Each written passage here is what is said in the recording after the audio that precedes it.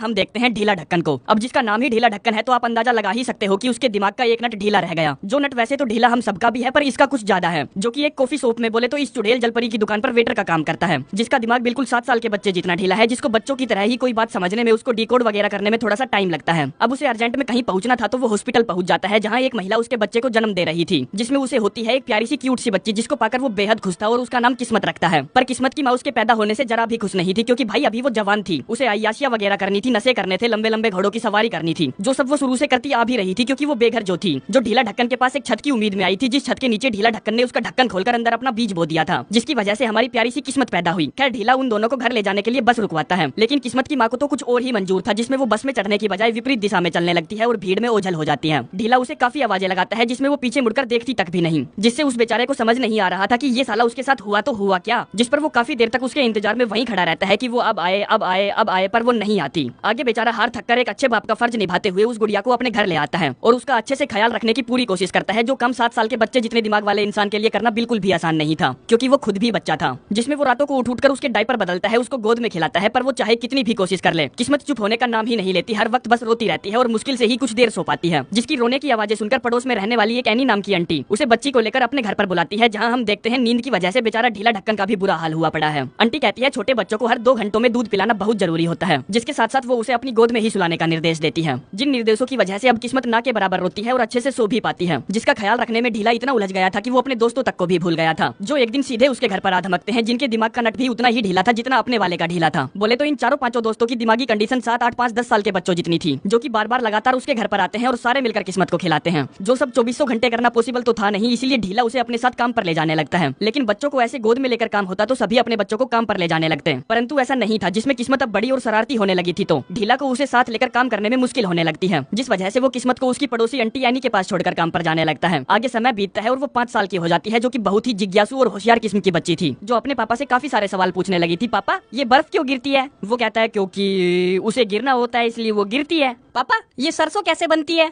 बेटा वो बनती है पीले फूलों के केचप से। पापा आदमी गंजे क्यों होते हैं? क्योंकि बेटा उनका सर चमकदार होता है ना, इसलिए वो गंजे होते हैं। अच्छा बिल्कुल आपके चेहरे की तरह पापा। हाँ बिल्कुल। पापा ये आसमान कहाँ समाप्त होता है? चंदा मामा मेरे पीछे पीछे घर क्यों आते हैं? सूरज नारंगी क्यों होता है? अगर मैं ऊपर आसमान में जाऊंगी तो मुझे क्या दिखेगा? अब इन सवाल जवाबों को समझकर हम ये अंदाजा लगा सकते हैं कि ढीला ढक्कन अपनी बच्ची के सवालों का ठीक से जवाब नहीं दे पाता, क्योंकि उस बेचारे को खुद ही नहीं पता था। किस्मत उससे अपनी मम्मी के बारे में पूछती है, जिसकी बातों से वो ये मान लेती है कि अब उसकी मम्मी कभी नहीं आने वाली, जो ये बात भी काफी अच्छे से जानती थी कि उसका पापा दूसरे लोगों से काफी अलग है, जिसके लिए वो खुद को सौभाग्यशाली समझती थी, क्योंकि दूसरे बच्चों के माँ बाप उसके पापा की तरह पार्क में खेलने नहीं आते थे। खैर अपनी इस हालत के बावजूद ढीला ढक्कन अपनी बच्ची की परवरिश में कोई कसर नहीं छोड़ता। वो वीक में उसे एक दिन रेस्टोरेंट में खाना खिलाने ले जाता है और घर पर किसी बच्चे की तरह उसके साथ खेलता है। रात के समय वो रोज उसे एक ही कविता पढ़कर सुनाता है, जो वो काफी सालों से करता आ रहा है, क्योंकि कोई और कविता को वो ठीक से पढ़ नहीं पाता था। आगे वो किस्मत का स्कूल में दाखिला करा देता है और उसके लिए अपने दोस्तों के साथ जूते खरीदने जाता है, जहाँ जो जूते किस्मत को अच्छे लगते हैं उन जूतों को खरीदने के लिए उसके पास पैसे कम पड़ जाते हैं, जो देखकर उसके सारे यार दोस्त अपनी पॉकेट से थोड़े थोड़े पैसे निकालते हैं, क्योंकि उनके पास उतने ही थे, 1-1, 2-2, 3-3 डॉलर बस, जिन सबको मिलाकर वो किस्मत के लिए नए जूते खरीद ही लेते हैं। आगे थोड़ा सा टाइम और बीत जाता है, जिसमें किस्मत अब तक इंग्लिश पढ़ना सीख चुकी थी, जो जानबूझकर अपने पापा के सामने अटक अटक के पढ़ती थी, क्योंकि वो ये चाहती थी कि उसका पापा भी उसके साथ पढ़ने की कोशिश करे और वो भी एक दिन बिना अटके इंग्लिश पढ़ना सीख जाए। लेकिन ऐसा नहीं हो सकता था, क्योंकि ढीला का दिमाग इससे ज्यादा नहीं सीख सकता था। वो तो बस वही कविता पढ़ सकता था जिसको वो हमेशा पढ़ता था। एक दिन जब वो अकेला एक रेस्टोरेंट में था, तब वहाँ उसे एक वेश्या रानी मिलती है, जो उसको आज का अपना पहला कस्टमर बनाना चाहती थी, तो वो उसको बहलाने फुसलाने की कोशिश करने लगती है। इतनी ही देर में वहाँ पुलिस वाले आ जाते हैं, जो उन दोनों को उठाकर थाने ले जाते हैं, जहाँ पूछताछ के दौरान उन्हें पता चलता है कि ढीला ढक्कन की एक बेटी भी है, जिससे मिलने के लिए वो लेट हो रहा है। खैर उसकी ऐसी कंडीशन देखकर पुलिस वालों को पता लग ही गया था कि इसका वेश्या से कोई लेना देना नहीं था, इसीलिए वो उसे छोड़ने का फैसला करते हैं। लेकिन थाने में मौजूद ये कल्लो, जो कि चाइल्ड एंड वेलफेयर में काम करती थी, वो भी उसकी बातें सुन रही थी। अगले दिन हमारे ढीला ढक्कन को किस्मत के स्कूल में बुलाया जाता है, जहाँ उसे बताया जाता है कि उसकी बच्ची जानबूझकर अपने आप को क्लास में सबसे पीछे रखने की कोशिश कर रही है, क्योंकि वो बिल्कुल भी नहीं चाहती कि उसकी बुद्धि उसके पापा की बुद्धि से ज्यादा बड़ी हो जाए। जो बात ढक्कन के दिल पर भारी चोट मारती है, तो वो रात के समय किस्मत से मुश्किल मुश्किल शब्द पढ़ने के लिए कहता है, जिस पर वो बार बार अटकने का नाटक करती है, तो ढक्कन उस पर जोर देकर उसको पढ़ने के लिए कहता है। वो कहती है मैं ऐसा कोई भी शब्द नहीं पढ़ना चाहती जो आप नहीं पढ़ सकते। जो सुनकर ढक्कन थोड़ा सा इमोशनल हो जाता है, कहता है मैं जानता हूँ तू मुझसे प्यार करती है, पर जब भी तू मुश्किल मुश्किल शब्द पढ़ती है ना, तो मुझे बहुत अच्छा लगता है। जिस पर अब किस्मत उस बुक को बिना अटके पूरी सफाई के साथ अच्छे से पढ़ती है। आगे वो उसके 6वें जन्मदिन पर उसके स्कूल के दोस्तों को और अड़ोस पड़ोस के दोस्तों को इनवाइट करता है, जहाँ उन बच्चों से ज्यादा खुश तो अपना ढीला ढक्कन नजर आ रहा था, तो वो बच्चे उसे देखकर हंसने लगते हैं, जिस पर बेइज्जती से बचने के लिए किस्मत कह देती है कि वो मेरे असली पापा नहीं है। इतने में वो चाइल्ड वेलफेयर वाली कल्लो पूछताछ करने के लिए वहाँ आ जाती है, जहाँ ढीला का एक बच्चे के साथ पंगा हो जाता है, जो पंगा इससे पहले कि गुत्थम गुत्था होता, उस बच्चे का बाप आगे आता है और ढीला को फेंक के मारता है, जिसके बाद वो बच्चा चिल्लाकर सबको बता देता है कि ये पागल किस्मत का असली बाप नहीं है, जो बात किस्मत ने खुद उसे बताई थी। अब ये सारी बातें सुनकर कल्लो को यकीन हो जाता है कि किस्मत ढीला ढक्कन के साथ सेफ नहीं है, उसका फ्यूचर भी खतरे में है। जिस पर तुरंत ही पुलिस वाले आकर किस्मत को हिरासत में ले लेते हैं और अगले दिन ढीला ढक्कन को कोर्ट में जज के सामने पेश किया जाता है, जहाँ जज उससे कहती है तुम्हारे केस की सुनवाई सही मायनों में कुछ दिनों बाद होगी, तब तक तू किस्मत से सिर्फ हफ्ते में 2 बार 2 घंटों के लिए ही मिल सकता है। जो सुनकर उसकी आंखों में पानी उतर आता है तो वो जोर जोर से भीख मांग कर कहता है कि मुझे मेरी बच्ची के साथ रहने दो, वो मेरा इकलौता सहारा है,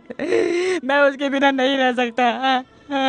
मुझे मेरी बच्ची के पास जाना है, मुझे घर जाना है। पर भला अंधे कानून के आगे किसकी चलती है। आगे उसके दोस्त उसको एक वकील हायर करने की सलाह देते हैं और अखबार में उसे एक होनहार वकील का एडवर्टाइजमेंट दिखाते हैं, जिससे वो अगले दिन मिलने जाता है, जो कि बहुत ज्यादा बिजी रहती थी और एक बहुत बड़े लेवल की वकील थी, जो ढीला को देखते ही समझ जाती है कि उसकी क्या कंडीशन है और वो उसकी फीस तक नहीं दे सकता। जिस पर वो ढीला को टालने की कोशिश करती है और ऐसा दिखाती है कि उसने उसका नंबर ले लिया है और वो उसकी हेल्प के लिए किसी और वकील को बोलेगी जो इस तरह के केस हैंडल करता है। आगे 5 से 7 दिन बीत जाते हैं, जिसमें जब वो उसके पास फोन करके किसी भी प्रकार का जवाब नहीं देती तो ढीला जवाब लेने के लिए उसके ऑफिस आ जाता है, जहाँ वो उसको टाल मटोल करके फिर से वापस भेजने की कोशिश करती है, परंतु वो सब करते हुए उसके कलीग और उसके दोस्त वगैरह उसे देख लेते हैं, जिनके सामने वो हवाबाजी करने के लिए कह देती है मैं तुम्हारा केस लड़ूंगी, वो भी बिल्कुल निःशुल्क, फ्री में। जो सुनकर ढीला खुशी से उसको गले से लगा लेता है कि तेरा बहुत बहुत धन्यवाद। खैर अब वकील ने हवाबाजी में उड़ता तीर चला ही दिया था तो वो उसे लेना भी पड़ेगा, जिसमें कुछ दिनों बाद कोर्ट की सुनवाई होती है, जहाँ काफी सारी सुनवाइयों पर अलग अलग लोगों को बुलाकर ढीला ढक्कन और उसकी बेटी किस्मत के रिलेशन के बारे में सवाल जवाब किए जाते हैं। ओपोनेंट वाला सरकारी वकील कहता है जज साहब ढीला का दिमाग 7 साल के बच्चे जितना है, जो 2 से 2 को गुना नहीं कर सकता, 10 से 2 को भाग नहीं दे सकता, जो पिछले 8 सालों से आज तक कॉफी बनाना नहीं सीख पाया और जो छोटी छोटी बातों पर इमोशनल या गुस्सा हो जाता है। क्या उसे 6 साल की प्यारी सी बच्ची की जिम्मेदारी देनी चाहिए? क्या वो उसकी परवरिश करने लायक है? अब अपनी वाली वकील भी कुछ कम नहीं थी, जिसमें वो जज के सामने एक से एक एग्जाम्पल रखती है, जिसमें कैसे ये महिला उसकी माँ का दिमाग कमजोर होने के बावजूद भी डॉक्टर बन पाई, जो डॉक्टर उसके डॉक्टर बनने का सारा श्रेय उसकी दिमाग से कमजोर माँ को देती है, जिसके साथ साथ ढीला का बॉस और उसकी पड़ोसन भी उसके सपोर्ट में ही गवाही देते हैं कि वो बच्ची की बहुत अच्छे से परवरिश करता है, कोई कमी नहीं छोड़ता, पूरा प्यार देता है। खैर काफी सारी सुनवाइयां इसी तरह चलती रहती है और कोर्ट किसी भी नतीजे पर नहीं पहुंच पाता, जिसमें एक दिन जब ढीला किस्मत से मिलने आता है तो वो डरी हुई थी कि कहीं उसका पापा केस हार गया तो वो उसे खो देगी, इसीलिए वो अपने पापा को लेकर शहर छोड़कर भागने लगती है कि पापा हम कहीं भी रह लेंगे, थोड़ा कम खा लेंगे पर कम से कम साथ तो रहेंगे, वरना ये जालिम दुनिया हमें एक साथ रहने नहीं देगी। अब दिमागी हालत में ढीला उससे 1 साल बड़ा था तो उसे ये सब गलत लगता है, इसीलिए वो किस्मत को लेकर वापस अपनी वकील के यहाँ पहुँचता है। अगले दिन केस की सुनवाई थी, जिसमें किस्मत कहती है मैंने अपने जन्मदिन पर किसी से नहीं कहा कि ढीला मेरा पापा नहीं है, और तुम लोग भला बच्चों की बातों पर विश्वास कैसे कर सकते हो, क्योंकि बच्चे तो हमेशा झूठ बोलते रहते हैं। फिर कटघरे में ढीला को बुलाया जाता है, जिससे विरोधी वकील इमोशनल क्वेश्चन पूछता है, कहता है अपने दिल पर हाथ रखकर बता, क्या तू किस्मत को वो सारी सुख सुविधाएं दे सकता है जो उसे मिलनी चाहिए। अब वो झूठ तो बोलता नहीं था, इसीलिए कहता है हाँ मैं उसकी अच्छे से परवरिश नहीं कर सकता,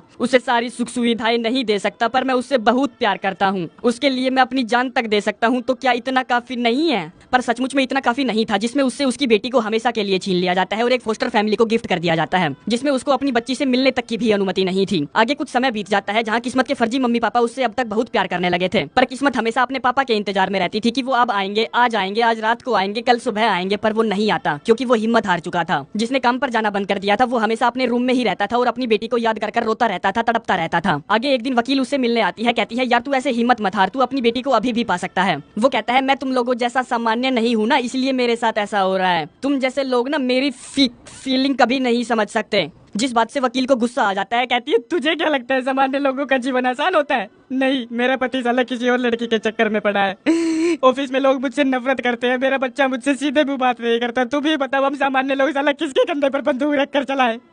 जिस पर ढीला उसे चुप कराने के लिए अपने गले से लगा लेता है कि यार ऐसे मत रो, तेरे पास तो फिर भी बहुत कुछ है, मेरे पास घंटा भी नहीं है। आगे दोनों मिलकर एक प्लान बनाते हैं, जिसमें वकील उसको किस्मत की फोस्टर फैमिली के घर के नजदीक एक अपार्टमेंट दिला देती है और उसको कुत्ते घुमाने की जॉब भी दिला देती है, जिसमें जब वो अपनी बेटी के घर के सामने से गुजरता है तो उसकी फर्जी मम्मी उससे कहती है अबे तू यहाँ पर क्या कर रहा है? कोर्ट के सख्त आदेश थे ना कि तू उसे दिखना नहीं चाहिए, तू उसका पूरा जीवन बर्बाद कर देगा, तेरी वजह से वो जीवन में कुछ नहीं उखाड़ पाएगी। वो कहता है इसमें मेरी कोई गलती नहीं, मेरा घर यहीं पास में है और मुझे कुत्ते घुमाने की जॉब मिली है, तो बताओ मैं क्या करूँ इसमें? तभी अंदर से दौड़ती हुई किस्मत आती है, जो उसे प्यार से पीटते हुए कहती है मुझे कभी फोन नहीं किया, मुझे कभी मिलने नहीं आई, तुम भला ऐसे कैसे कर सकते हो, तुम मुझे भला कैसे भूल सकते हो? वो कहता है मैं तुम्हें कभी नहीं भूला, तू मेरे दिल में बसती है पगलू, और हाँ तू टेंशन मत ले, अब मैं पड़ोस में ही आ गया हूँ तो मैं तुझे रोज दिखूंगा इन कुत्तों के बहाने। जिससे किस्मत को मन ही मन बहुत खुशी मिलती है, पर उस बात से फर्जी मम्मी परेशान हो जाती है, क्योंकि वो कोर्ट के किसी भी निर्देश का उल्लंघन नहीं कर रहा था। आगे एक रात किस्मत चुपके से घर से निकलकर अपने पापा पापा से मिलने पहुंचती है, जिसको वो सुलाकर वापस उसके फर्जी मम्मी पापा के पास ले आता है। लेकिन ये सिर्फ एक दिन का रोना नहीं था, क्योंकि किस्मत अब रोज गोली होकर अपने पापा से मिलने पहुंचती थी, जिसको वो रोज वापस छोड़ने आता था। एक रात जब वो चुपके से घर से बाहर जा रही थी, तब उसकी फर्जी मम्मी पीछे ही बैठी थी, जो उसको प्यार से समझाते हुए कहती है, देखो बेटा, रात को तुम्हारा ऐसे जाना बिल्कुल भी अच्छी बात नहीं। मैं तुम्हें तुम्हारे पापा से मिलने से रोकती थोड़े ही हूँ। आगे एक दिन वकील अपने बेटे के साथ ढीला से मिलने आती है, जो उसको अगले दिन किस्मत की कस्टडी पर होने वाली बहस के लिए तैयार करने आई थी, ताकि ढीला कोर्ट की मंजूरी से महीने में कुछ दिन अपनी बेटी के साथ रह सके। उसी रात जब ढीला मस्त होकर सो रहा था, तब कोई उसका दरवाजा खटखटाता है। वो दरवाजा खोलता है तो सामने खड़ी थी किस्मत की फर्जी मम्मी, जिसको देखकर इससे पहले कि वो कुछ समझ पाता, फर्जी मम्मी बच्ची को उसकी गोद में दे देती है और रोती रोती कहती है, मैं इस प्यारी सी बच्ची को उतना प्यार नहीं दे सकती जितना तूने दिया। बहुत अच्छी परवरिश की तूने इसकी। कल कोर्ट में मैं तेरी तरफ से बयान दूंगी ताकि तू अपनी बच्ची के साथ रह सके। जो बोलकर वो जाने लगती है तो ढीला उसे रोकते हुए कहता है कि मैं हमेशा से चाहता था कि किस्मत को उसकी